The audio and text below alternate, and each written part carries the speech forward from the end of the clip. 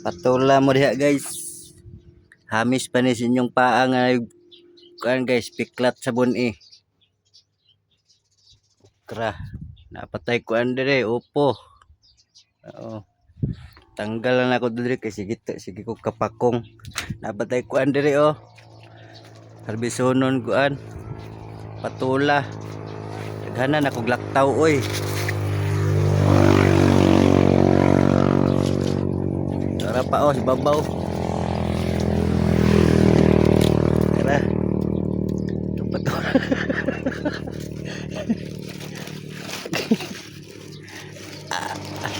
Tara guys.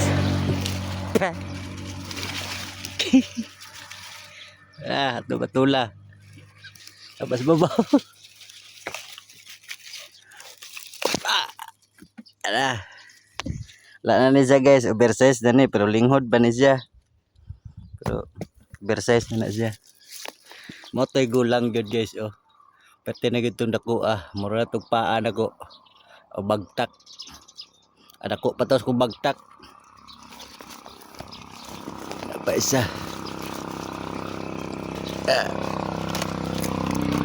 Agoy, daot ang lalala. Agoy.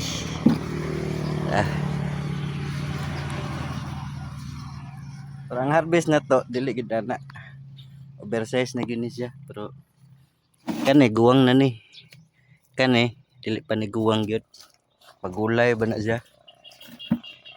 Kani ane mo ni. Pwede na harvest yun. Harvest patakan karon guys. Batong. Wala gyud tay dahon ani ba? Atem harvest dahon-dahon kay kuan. Wala man ulan-ulan. Nambuak na yuta oh. Wala na ang dahon-dahon. Tagan baya tagan nagsuki sa dahon-dahon sa kuan. Baryo. Mapataka kuan dapat makuha dari okra. Kan bata makuha dari okra guys. Tara guys. Kan bata okra dari.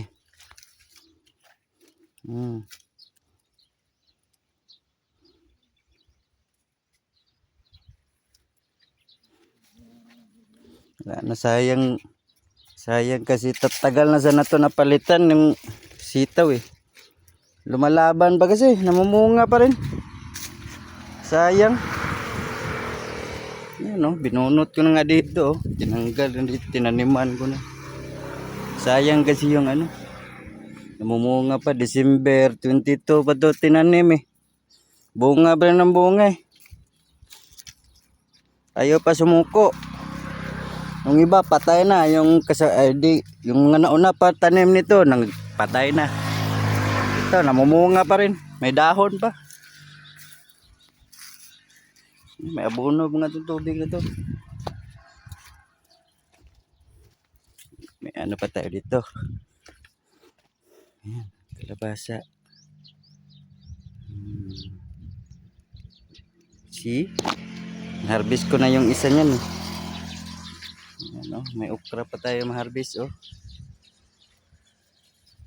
Tumubo na sila eh.